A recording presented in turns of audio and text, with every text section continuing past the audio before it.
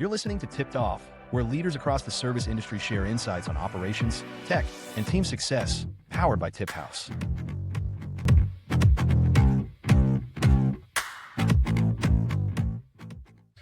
Hello, and welcome to the Tipped Off podcast. Today we have a very special guest from Parched Hospitality Group, David Orr, or colloquially known as Ori. Ori, thank you for being on the podcast with me today, man. Yeah, cheers, mate. Thank you for having me. Absolutely. So, Ori, we're going to start with, right out of the gate, like you've led businesses, in finance and tech, and now, of course, very successfully in hospitality. Tell me a little bit, about your background, where you came from, and, what pulled you into building the restaurant and bar concepts you have in New York City. Pretty weird entry into the industry, I guess. So, like most Aussies, when I was at school, I worked in bars and restaurants, and sort of left it at that. After I finished uni, I did finance at law at school, and went into a finance career. So, first 15 years of my career was building an asset management business that we ultimately listed, and along the way, we built a private equity business in New York. And so inside of that business, we did a few transactions in the restaurant space and sort of got to know, I guess, the institutional side of the restaurant business. And then roughly at the same time, one of my best mates in New York, who's now my business partner, Baz, was opening his first restaurant or our first restaurant now, hole in the wall down in Fidei. So I was an investor in that, and it sort of became pretty famous. It was number one brunch in Manhattan for its first couple of years, and we just bought and sold La Cologne within the space of a year. So Barry and I were talking, as you do over beers, about what sort of a big business would look like for hole in the wall, and that was sort of over 4 or 5 years, over many beers, and I had no intention of actually joining the business, but when we took the company public, the timing was right, and we decided to sort of take the plunge, and the rest is history. There you go. And now operating several. Tell me, a curveball disaster story, something interesting along the way. New York is full of them. Australians are full of them. Put them together, right? And I'm sure you got something. There's, we got heaps of the traditional ones, hired the wrong person, made all these mistakes, but probably keep it a little bit lighthearted. In that first restaurant, we had this guy who worked for us, lovely guy, huge bloke.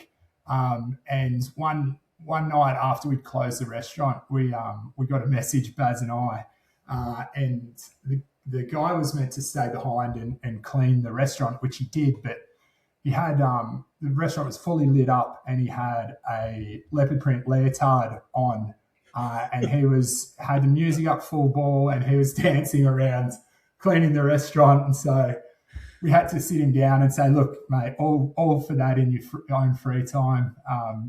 Do what you want, but not in a fully lit restaurant that there's thousands of people walking by. And so we left it at that. And then a couple of months later, we closed the restaurant again, and Barry had left his keys at the shop, so he went back to the restaurant. So it's like 2 blocks away. Gets to his car, shit, don't have my keys. Goes back, and same thing. This guy's actually in a bright white, like mankini, doing the same routine. And so, unfortunately, I don't know how many times he'd done it, but we had to let the poor bloke go after that.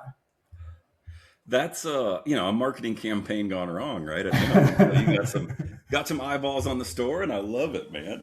Tell me, New York's a city of opportunity, a city that's very difficult at times. Tell me your biggest operational challenges. Like, what are the things that most people don't think about if you run restaurants out of the Midwest, if you run them out of Texas, if you run them somewhere else? What are the challenges unique to New York compared to these other markets?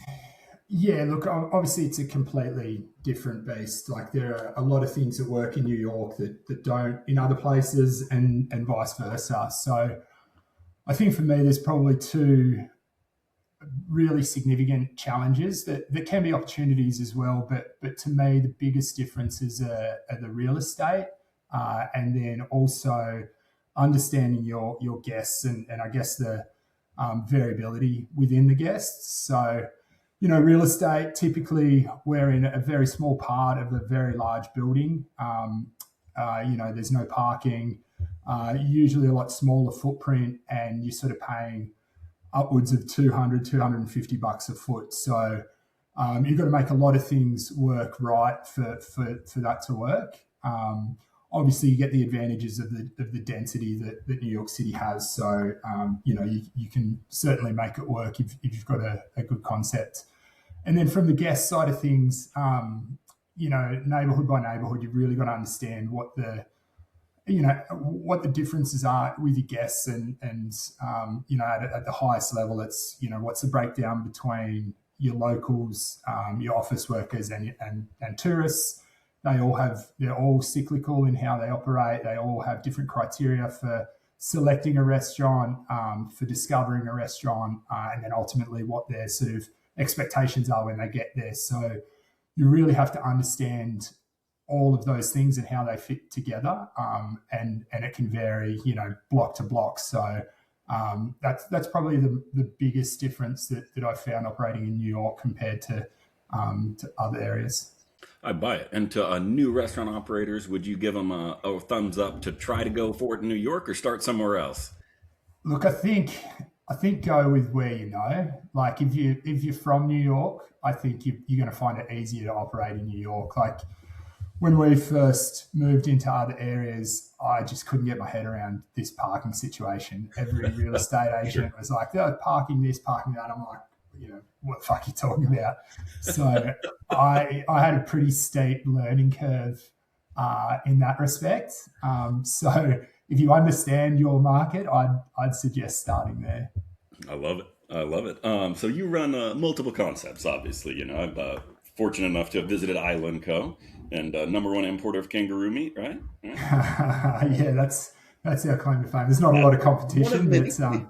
Exactly that. The espresso martinis are a close second for me on that. But you've got a little game in coffee. You have some rooftop bars, a cocktail bar next door. I was fortunate enough to visit. Tell me, not sufficient enough to just run one concept. You wanted to tackle many of them. Run me through the operational differences. When you're thinking of labor or margins, guest flow, how you actually manage these different groups. What are the major differences? How do you have to kind of switch hats and switch gears to be able to run each of these? Yeah, it's a good question, and like there's some pretty obvious differences, but we kind of more think holistically about how they work together. So where we have multiple concepts, they're all anchored by a restaurant on the ground floor. So we've got a number of rooftop bars, but in each of those hotels we have the ground floor restaurant, and in some of those we've got ground floor bars, patio bars, coffee shops, etc. So we kind of think about how does the whole premises work together, and that's kind of something that we've got a little bit of a niche in, and something that if you do it right can work really well. The obvious difference between a bar and a restaurant is you don't have as much complexity in a bar because you don't have the kitchen operations, you don't have food costs. The person who's preparing the drink is usually the person who's doing the transaction and the service as well. So it's a lot more streamlined. There's a lot more, I guess, room for error with labor costs and that kind of stuff. The way we sort of think about it is we have a single kitchen that services each of the different premises. So if you get that operating model right, it's great for your margins, obviously, and it can create a really holistic guest experience. You can have people come up for drinks and you can send them down to have dinner, or vice versa. Had a really good time at your restaurant, send them up for a nightcap. But also it's really great for the hotel operators and the asset managers, because you've got a single group that basically takes care of the whole F&B, rather than having 3 or 4 different operators who inherently are going to fight. There's going to be issues, who gets what storage, and just the kind of final thing is you can you can get added advantages that you wouldn't otherwise get. If you just had the rooftop bar, you don't really have the opportunity to have food up there, which means you're pretty limited for getting things like corporate events or big branded events, which typically require you to have, substantial and pretty good food options. If we're running both premises, so obviously we've got an awesome kitchen downstairs, so you can really get creative with the offering there, which is a nice way to do it. I love it. And that's a great way to keep the efficiencies with it. I mean, you run into the whole piece. Is that a organic model? I mean, do you approach the hotels with it, or since you just own those slots, does the hotel kind of naturally not have a choice and you all have a mutual relationship there? Yeah, it's a bit of both. So it developed organically. The first sort of one that we did was opportunistic. There's a rooftop bar at our hole in the wall location in Flatiron, and the guy who owned the hotel asked us if we wanted to do both, which we did, and we kind of fumbled our way through it, but it was a pretty good learning experience. It was a relatively small example of what we've got now, but it enabled us to sort of develop that model.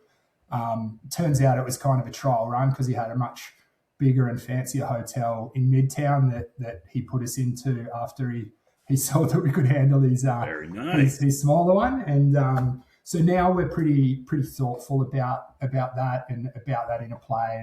And we get approached by hotel owners because there's not a lot of people who specialize across that sort of dynamic. So, we've sort of developed semi-unintentionally that sort of niche there, and it's kind of, and now at the core of our sort of expansion plans. I love that. And tell me, when you, what's the first thing that breaks? When you go from that first hotel, you're learning, you're kind of developing the blueprint, you go to that larger property in Midtown. What changes when you're no longer on the same site? It's always been somewhat multi-units, but multi-unit in the same building is a whole different beast than multi-unit across town, right? Yeah. It's like, I kind of think for any restaurant group, like the most dangerous part of your growth is sort of in that 2 to 5 unit model. One, even 2 units, with a good owner and operator, you can kind of muscle your way through it. You're there often enough. The teams, like family, you're all in it together. Everyone kind of considers the restaurant their baby, and you've sort of got that ownership mindset. Once you get to sort of 2, 3, 4, 5, you're just limited in your ability to do things yourself, and so you start relying on processes and systems which you haven't really developed because you haven't had to yet. You bring on a lot of staff that you don't have that close connection with that you do, say, at your first couple of stores, and they don't take the same ownership that they don't know you as well. Sure, it's just a job, right? Just a job now to them, kind of. Yeah, exactly. So trying to foster that culture, trying to build the car as you're driving it is kind of the challenge that I find there. And then once you sort of get past that 4 or 5 units, you've usually, if you're still in business, you've usually worked out the systems and processes, and then you've got sort of the capital to invest in a good corporate team, and that helps significantly with scale and structures and all that kind of stuff. I can imagine. So when you're talking, I mean, obviously the most important piece there, and I love the way you put it, when you're on site, you can muscle through it. As you get past that scale, now you've got to rely on others, and you haven't been forced to develop those processes, that procedure. You don't have your tech stack locked in, things of that nature. And now you're going to have to. And this is the breaking point if you're able to do it. So in your view, I mean, run me through the tech side of things. Where does the tech help the hospitality? Where should it stay out of the way? Where have you kind of drawn those lines within your groups? Yeah, it's look, I think it's different for each different type of restaurant. Obviously, I think quick service and limited service is completely different kettle of fish to full service. So we're obviously all full service. So I'll kind of focus on that. Most of our guests come into the restaurant because obviously they want, the good food and drink, but they also want a good experience, and quite often, that's a real human connection. So our sort of rule of thumb on the tech side is if the tech takes away from that human connection and that delivering of good service, then we're pretty skeptical about bringing it in. And then, on the other side of the coin, tech's best and the kind of rule we use is, if it's a repetitive process that we can do easier and it helps our staff and it makes their lives easier, then there's a pretty good thesis for at least trialing the tech. Sure. And I guess they're the two rules. We've probably got two exceptions to those rules. So first one is guest checkout. Once you're ready to go, you're ready to go. Absolutely. And nothing worse than waiting around for 5 minutes trying to get someone's attention to get out the door. And it's kind of the real transactional part of your experience. And, there's the awkward goodbye and here's your tip. And so if you can automate that and people can get out the door without having the waiter hanging around like a bad smell, I think that's helpful. And then the other exception is if you make your team's life easy, but it costs a lot of money to do so, then, clicking a button and not understanding that that's costing 20 or 50 or $1,000, it's making the staff member's life a little bit easier in the short term, but it's making the restaurant's health, I guess, a little bit more difficult. So Sure. That's probably one area where we've got to be a little bit more judicious with the use of tech. I believe it, man. I like it. And now, as we're going down the processes side of things, you've led businesses before, you've been around it, you've been on leadership teams. What's a lesson? I mean, it doesn't matter the industry you're in, any listeners out there, whether they're already in restaurants, looking at getting in, looking at getting out. What's a lesson that you've learned that kind of translates across every industry you've worked in and you imagine, any industries you're in the future? Yeah, I think like with leadership, I think there's a lot of the old sort of cliche things that actually continue to ring true. Like for me, the biggest one is trust. You can't ask people to do something if they don't trust you, and they've got to trust that you've got their best interests at heart. There's layers and layers to that, how you demonstrate it, being consistent, transparent, having vision. But at the end of the day, if people feel like you've got their back, then particularly when things are difficult, that's obviously when leadership matters the most. The old Warren Buffett saying, you don't know who's swimming naked until the tide goes out. Sure. I think it's probably pretty true of leadership. So, I think that's fundamental to being able to drive any sort of innovation, any change, do anything cool. You've got to sort of break the mold a little bit, and without the trust of the people who are actually behind you, then it's going to be very difficult to execute.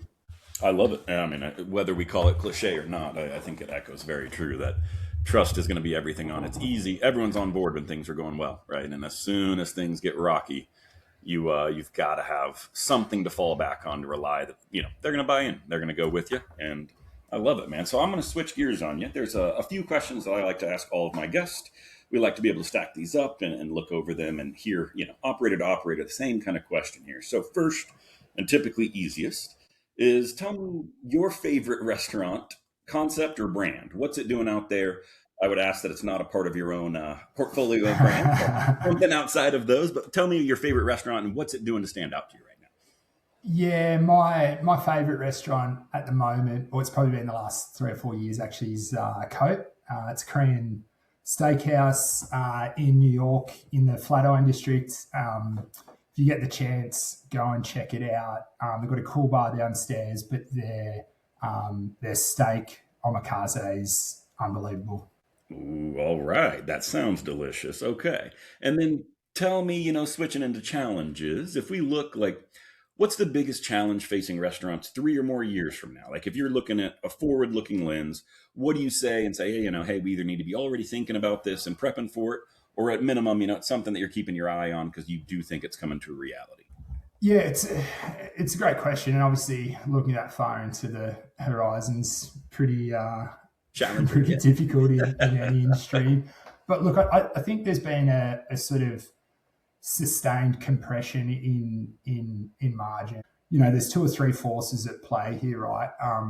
Most consumers at the moment are really looking for value. And so part of that is obviously value for money, providing a great service. But the backdrop is that you've got rising prices on both your food and beverage and also your labour. So, I think that's really sort of been difficult for quick service and limited service restaurants at the moment. And, I can't see any sort of silver bullet that fixes that in the short term. It kind of compounds a little bit when there's pressure on, on wages, rising costs. It's really difficult to deliver that kind of stuff. So you've got to get a little bit creative in delivering that value. And for us, that's something we've, continually working on. And we're kind of, I think, in that nice middle zone where we're not ultra high ends, but we deliver pretty good experience, pretty good food, and it's a fun vibe as well, which, creating a fun vibe, I think is free if you've got the right people. So, I think that sort of helps. I agree. And I think it can even attract the right people, right? I mean, it's kind of ends up on its own. So tell me then with that, I completely agree. I think quick service is in a tough spot right now because you have less interaction. It is less the atmosphere you create. You can make it as fun as you want, but ultimately it's a model that, in and out in 5 minutes with your food, let's say, limited interaction. Is there any opportunity around this that you see? Is that changing up the menu to try to create more value? Are there items like that you can see? Or are we sending our listeners off in a negative mood today? Well, look, I think you're right. Like, I think that there are a couple of self-reinforcing things that we try and do, and obviously that guest experience, fun vibe is part of it. Giving your guests an opportunity to leave reviews, provided you do have that great experience, that sort of compounds, and obviously then your discoverability becomes far higher, and so that means you get more people through the door. Tips are better. You're attracting servers, you're retaining servers, and they're having more fun. So that kind of thing, I think, is it's a difficult thing to get off the ground, but once you do, it can be self-reinforcing. Having one or two really cool things that you're known for that are differentiated, I think, helps with that. So for us, we claim to be at least the home of the espresso martini flight. Since we started that, I've seen quite a few others pop up, but sure. I believe we were the first. The original home, right? Yeah, exactly. And still the best. Of course. And that kind of stuff it's a bit of razzle dazzle, but it gets people excited. You see one of those trees of espresso martinis, head into the restaurant, all of a sudden 4 or 5 orders come into the bar pretty quickly. I love that. And I agree as someone who has experienced them personally. I'll vouch for it. The original home and the best still today. So last question for you. It's a two-parter, and I'm not going to pretend it's any easier, but I like to hear your opinion on it particularly. Tell me about 2 industry trends you see, and framing it in the mindset, of one that you believe in. You say, hey, I don't think this is just a trend or a fad. I'm going to buy into it. We're going to make adjustments, whether it's operational, menu, whatever it might be. We're going to make some adjustments, and we're going to lean into this. And then similarly, one that you do think is a fad. You say, no, by the time we rolled out any changes, I think they're on to the next one anyways. Let's let that one come and go. What do you see out there right now, or the trends that you're embracing and you're going to let pass by? The big one for me that we sort of fully embrace, and it's kind of it's always been part of our ethos, and it's kind of, I think, ingrained in sort of the Australian mentality, is just the real food movement. Fresh, quality, seasonal ingredients. Like that's foundational to what we do. It's starting to become pretty hot topic over here. The removal of seed oils and ultra processed food and that kind of stuff. It's sort of always been at the very, very high fine dining sort of part of the market, but we're starting to see that trickle down across the board. And I think, the health benefits of that are now far better understood. And so I think that's here to stay. And I think it's a really, really good thing. And then probably the unpopular opinion one that I don't believe in is, the social media for attracting guests. Sure. Ooh. I think there's, and we have pretty good social media, so this is no disrespect to our social media team or anything like that. I think social media is a really great tool for engaging your existing audience. I think it's a really great tool for verifying people who are thinking about coming to your restaurant. I think it's a really difficult one for driving first-time visitors in. And the reason for that is if you're scrolling through your social and you come across, Parched Hospitality Group, it's pretty unlikely that you're A, within walking distance of a restaurant, and B, hungry at that time. So C, are going to go, fuck, I'm going to eat it at Isla Co. So, there's no real intention to act and immediacy to that. There are sort of some benefits of the brand recognition and that kind of thing. And obviously being in New York, it kind of is amplified because it's, quite high with tourist traffic and density as it is. But I think on the whole, it's really difficult to have a campaign that's economical, that actually does drive guests in. Whereas if you've got a good, and we focus a lot on reviews, and if you're in the top 3 of your key term searches, you'll get a little dot on the Google map when someone says, what's the best brunch near me? And 99% of people are going to pick one of those 3 dots. People are searching Google with an intention to act. There's proximity, and Google recognizes that. They then go, okay, let's have a look at the menu. Let's walk to that location, and that sort of self-supports the algorithm. At that point, a lot of people will jump on your socials just to go, okay, I've seen what Google says, but I want to see, what they're putting out there. And I think it's really, really important and beneficial from that perspective. But trying to center a marketing campaign around it, I just, we tried it for a while, so I've kind of learned that the hard way, but don't believe in that being, the pillar of the marketing strategy. I think that's a gold nugget, man. I think that is a fabulous piece. There's a use for it, and if you're on the marketing team at Parched, you're beloved, I'm sure. Don't take it that way, but it's the idea. It's not a catch-all. It's not an end-all, be-all marketing piece, right? It serves a purpose, and you're looking, Google is transactional, navigational, or informational, and you want the transactional business, right? And when they're looking for something hungry, you look at that reviews, and I agree, you go and vet it. But maybe a little lower in the sales funnel, great for driving repeat business who, you spark that emotion. They've already been there, they've had great food and a great time, and you're reminding them that you're there, as opposed to, any person, you've got to limit it to New York City already with it. So I think that's killer advice there, David. I think that really serves some first-time operators and listeners out there with it. And with that, you actually nailed the tough questions, man. That's all the difficult ones I'm going to be asking for you. And with that, I want to thank you, David. David Orr, again, everyone from Parched Hospitality. And B, if someone is in New York and looking for the best espresso martini or an espresso martini flight, and I can personally vouch for just having a great time out and about with friends, where do they find more about you, David? Where can they explore you? Yeah, our website is parchedhg.com. Our best known brands are Isla Co, Hole in the Wall, Daintree, and Wallflower.